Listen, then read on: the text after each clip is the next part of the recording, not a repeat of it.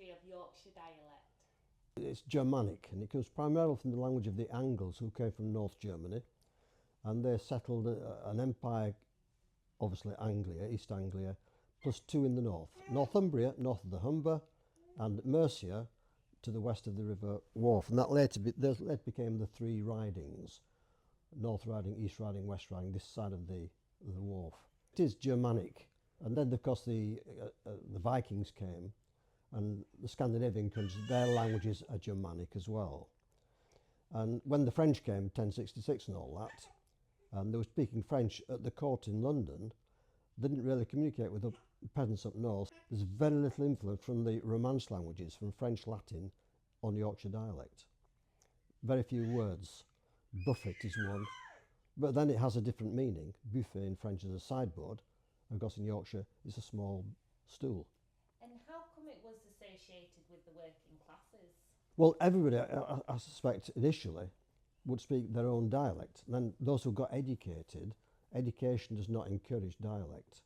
So educated people started to speak what became standard English. It was the working classes people who continued to speak the dialect.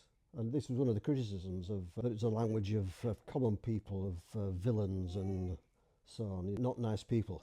And where does the glottal stop come into play? What is it? The glottal stop is the T apostrophe pronounced as a T in front of a vowel, but otherwise there's something at the back of the throat. Go to the back of the Q becomes go to back of Q, which is different to go to back of Q without it. Go to back of Q. There's something catching the back of the throat there for the glottal stop. Another good example is in the word, the name of the city is Bradford. Now, is it Bradford or Bradford? Well, when I was brought up in Bradford, everybody said Bradford. That is the correct dialect way of pronouncing this name. And it's interesting, I say it's Germanic, and if you translate, well, Bradford means broad ford. If you translate that into German, you get bright and foot. Put them together, it's also correctly pronounced with a glottal stop in the middle. Brightfoot, Bradford, Brightfoot, it's almost the same thing. And this is what dialect does, it preserves something from the language from which it came, which has been lost in standard English.